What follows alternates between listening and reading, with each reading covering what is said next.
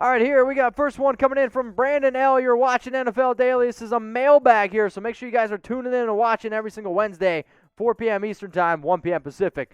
If the Bears look for a vet young guy quarterback room pairing, who should they target? You're not bringing in two quarterbacks. You got Nick Foles. He's already there. If I'm the Bears, I'm going to draft somebody else, even though it pains me to say that because I hate giving Matt Nagy another opportunity. Let's go to Mark Kearns here, Super Chat. Do you think that Watson will get traded to the Panthers? The deal is a first in 2021, 2022, 2023, second in 20. Okay, so actually in my video that I did predicting where I thought Deshaun Watson gets traded, Carolina was one of the teams up there. I also made a new video about trying to predict all the starting quarterbacks for all 32 teams.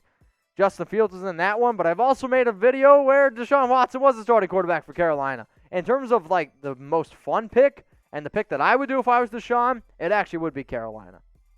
We got Matt Gruber, Mariota to Washington. Appreciate the Super Chat. I think out of all the teams that make the most sense, the Washington football team make a lot of sense, but also the New England Patriots. Matt, if you want to go to my Raiders channel, I actually put out a video today about the top 5 teams that could trade for Mariota. I also walked through how much his trade value would be, how much a team would have to pay him if they do trade him. That video is at youtube.com/Raiders Report. All right, we got a Cash. What up, my man? What do you think are going to be the top 3 40-yard dashes and predict times? Let me just say this here. If you have any, 40 times, if there's no NFL Combine, you're going to see times that you just never seen before because pro days are not the same as the NFL Draft. So, honestly, I'm not going to believe any 40-yard dash times. I'm just going to be honest with you. We got Elijah coming in here. Elijah, if you're a Seahawks fan, go check out the channel, youtube.com/SeahawksTV. Okay, should the Seahawks sign Von Miller and JuJu Smith? So right now they got $3.54 million in terms of cap space. Their biggest needs, really, yes, you need to be able to find an edge rusher. But if I had to pick between JuJu and Vaughn, I'm going to pick Vaughn because they don't really need a wide receiver. They got DK and Tyler Lockett. I mean, you need to go out and invest in the offensive line, dude. And if you're going to go out and also invest defensive line over some of these other linebackers like Miller, I also don't know what's going to happen with Miller. So we'll wait and see. All right, y'all, I need a big-time favor from you. So this is producer Sam. He didn't know we were going to put this picture on today's show. So I want you to take a screenshot and post it on Twitter. If you tag him at SamBrownCS, if you also tag me at Mitchell Renz 365, I want people to know who Sam is, and this is kind of an embarrassing picture. So let's get it going. Let's freak out Sam a little bit. So be sure to tag at SamBrownCS and take a screenshot. Ready? Awesome. Or I should do my Sam Brown impression. Send him on Twitter at SamBrownCS. Make sure you tag him and go ahead and give my man a follow. All right, we got a super chat coming in here from Jaden Henderson. My boy Mitch, hope you're doing good. First off, Watt should have taken the money from my Colts, but who's the best fit at wide receiver for us? God bless. So I actually think a pretty interesting fit for the Indianapolis Colts. I don't think that they end up bringing back T.Y. Hilton. Also, shout out to Jaden for producer Sam. Appreciate you. So Curtis Samuel, I think, is a really intriguing option for Indy. I really think if you're trying to be able to find a receiver that can go underneath somebody who I think could actually work really well with Wentz, Curtis Samuel would be a good fit for me because I think ultimately Chris Godwin doesn't hit free agent market. I don't know what happens with Allen Robinson, but for Indy, I'm actually going to go with Curtis Samuel. What up, Nico? Denver target Eric Wilson, #NFL. So Eric Wilson is actually a really fun player in my opinion, and if Denver is trying to go out and find an actual, let's say, Von Miller replacement, sure, you're not going to be able to replace Miller, who is, by the way, coming off one of his worst seasons in 2019, then had a horrific injury in 2020. So if you're telling me right now I can get a 26-year-old who had 122 tackles last year, 3 sacks, 9 tackles for a loss, it's definitely a player that I think should be on Denver's radar. So if you guys are looking for a shout-out, go follow producer Sam on Twitter. He's at SamBrownCS. The goal is to get him to 1,000 followers on Twitter. He's continuing to do more videos here actually as well. He also runs our Denver Broncos channel. So if you want a shout-out here a little bit later on the show, go give him a follow on Twitter. It's at SamBrownCS. And I'm going to let him give some shout-outs, and I'll just sit here and try to mock him or try to act like I'm Sam. All right, Jason, what's up, my dude? Who should be the Chargers' next left tackle? Darisaw Slater, Villanueva, or Trent Williams? So if Trent Williams hits the market, definitely an option there.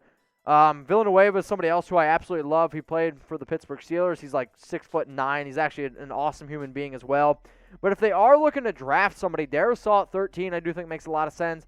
Rashawn Slater, I think, also makes a lot of sense. I think Slater gets taken first, and with a young quarterback like Herbert, it does make me think that maybe they should also go with a young offensive lineman as well. So I'll actually say Slater, Darrisaw, and then I'll probably go Villanueva and Williams because I think Williams is going to cost a lot, but I also think he ends up going back to the 49ers. All right, Dylan Metcalf, do you think the Seahawks trading Russell Wilson would be a good move for Seattle? If Russell doesn't want to be there, and if Russell ultimately thinks that he's not going to retire there, yes, I move on from him, try to get a lot more draft capital, but if I'm Seattle, you better get 3 first-round picks. All right, we got Kyle Bayless. Where does Kyle Van Noy end up? It's a good question here. So if you guys are watching this, excuse me, Kyle Van Noy was technically been notified that he's not going to go back to the Miami Dolphins. He hasn't quite been released yet, and we're filming this on Wednesday, but Miami right now is going to try to move on from him either in a trade or just release him. He had 69 tackles last year. There's a lot of different options that he could end up going to. Some of the teams that I think do make a lot of sense for a player like Van Noy, I think the New York Giants make some sense. I think the Denver Broncos make some sense. The New England Patriots, off the top of my head. But there's definitely going to be a lot of teams buying for Kyle Van Noy. There's no doubt about that. All right, Jonathan C.O., should the Patriots trade up for Lance or Jones? So at pick number 15, I actually don't think that you're going to have to trade up for Mac Jones. I think Mac Jones will be available to New England at 15. And if you're going to trade up for Lance, I mean, you basically are going to have to jump up to, pick 7? Because I think Carolina is also going to be interested in a quarterback. So you're going to have to trade up to 7. I mean, that's a lot of draft capital for a team that has a lot of holes to be able to fill. So I think Mac Jones at 15 would actually probably be better than trading up all the way number 7 for Trey Lance. But that's personally what I think. If you guys disagree with me, let me know in the comments section below. We always appreciate when you guys weigh in and get your votes in. If you guys do want to get featured on the show, you got to use hashtag NFL or you can super chat. This one's coming in from D-Man Dooney. What do you think the Niners should draft, or who do you think the Niners should draft at 12, trade back or trade up? It's a good question. Again, I am always, and it sucks saying that, I am always trade back. But if you're not 100% sold on Jimmy Garoppolo, and if a guy like Trey Lance is there at number 12, you go with the high upside. You let Trey Lance then learn behind Garoppolo for a year, learn the playbook a little bit, and then kind of like what you saw with the Chiefs. I'm not trying to say that Lance is Mahomes because he's not, but you had a game manager in Alex Smith who was really able to teach Patrick Mahomes the playbook a little bit and really let Mahomes mature, which is kind of the same route that I think a lot of NFL teams should really start to do instead of just throwing a guy out there in the fire. All right, Jane Doe, thoughts on Miami drafting Azeez Ojulari at 18. I don't know if he's there at 36. So this is another player that I think his draft stock continues to rise and rise. He's an outside linebacker, edge rusher from Georgia. I think he's a phenomenal prospect. If you really want to go out and get Azeez, yes, you need to go ahead and take him at 18 because I'm with you. I actually don't think he's going to be around at pick 36 because you're looking at a young player who is really good at getting after the quarterback, still can probably fill out on his body a little bit more. He had 8.5 sacks last year in a very, very weird year, but this could be one of those players where if he does fall to round 2, we go back and we look at 2-3 years from now being like, wow, I can't believe Azeez got out of round 1. So what do you guys think here? This is definitely one of those players where I think when mock drafts first started to happen and the whole NFL draft conversation started to happen, we saw Azeez go in round 2 a lot. And more often now I'm starting to see him go in round 1. So where do you guys think he's going to be drafted?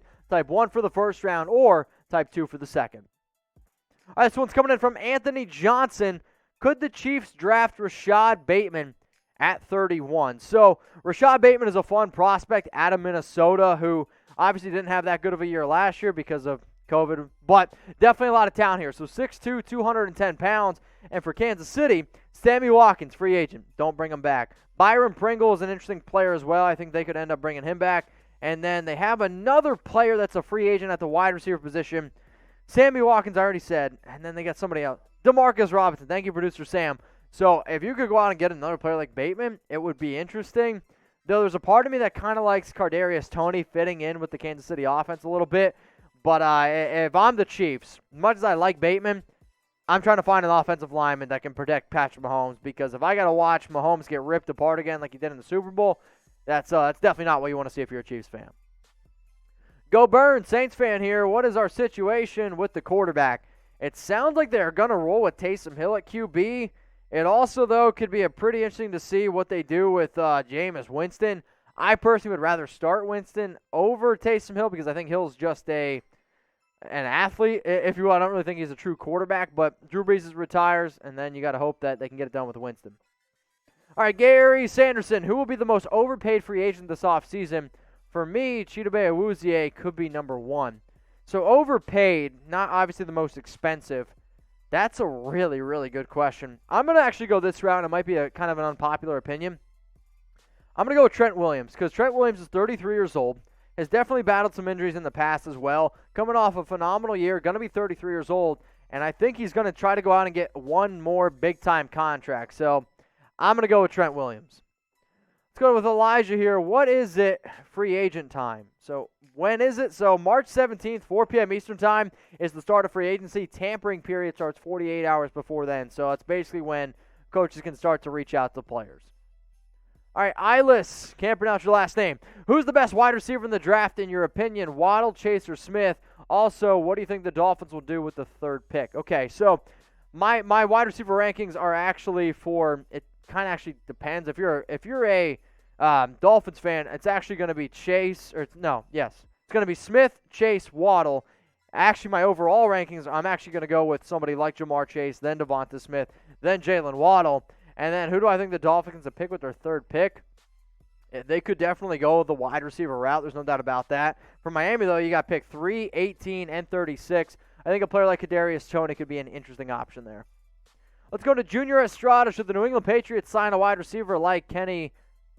I think you mean Galladay, unless you mean Calarari, who I have no idea who that is. If you're going to go with Galladay, though, yeah, I definitely think that's an interesting option because the other thing, like, New England they're a great dynasty, right? Like, or at least they were. The one thing that Bill Belichick has never been able to do is draft a wide receiver. So if you can go out and get a solid, big-time red zone option like Galladay, yeah, he would definitely be the number one receiver there. So if you guys are looking for the best nonstop NFL coverage on YouTube, look no further than Chat Sports. I don't know if that's cocky or if it's just us being the truth, but we are still one of the fastest-growing YouTube channels here. We haven't been around for 3 years, but we already have over 235K subscribers. Plus, we're going to be the number one most watched draft coverage. We're going to have the number one most watched free agency coverage. We're going to be live for so many things this offseason, and I don't want you to miss it. I want you to hit the big red button that says subscribe, and if you want to join more of our NFL mailbags, you got to tune in Monday, Wednesday, 4 p.m. Eastern Time, 1 p.m. Pacific. What up, Shana? Broncos get William Jackson, re-sign Simmons, Shelby Harris, re-sign Vaughn long-term, draft Farley, sign Fitzmagic, also re-sign K-Jack. I mean, that's a lot of stuff going on. I don't really think all that happens personally because if you're going to go ahead and bring in William Jackson, then I don't really know why you're going to draft Caleb Farley. So I think you'd kind of have to pick one of them.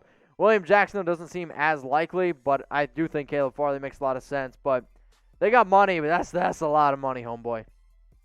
Enemy Live, sounds like what Sam does on Saturday nights. What free agency moves do you think the Rams will make or even some draft steals who fall to them? So obviously LA, they don't have a first-round pick because they decided to trade for Jalen Ramsey, which totally worth it. And when you go back and look, the Rams actually haven't had a first-round pick since 2017. Actually, no, that's a lie. They haven't had a first-round pick since 2016. I believe it was Jared Goff was the last player that they drafted in the first round. In terms of some of the players that they could get, it's really going to come down to who they decide to let go. Like John Johnson is a safety that I absolutely love. I don't know if they ultimately try to bring him back, but, I mean, for LA right now, you either have to figure out what you're going to do around Matthew Stafford. They got a solid running back. You got to continue to be able to build that defense there. But in terms of draft players that could fall to them, that's really hard to say when you don't have a first-round pick. All right, Bensky33, do you think Eric Kendricks is a top 5 inside linebacker?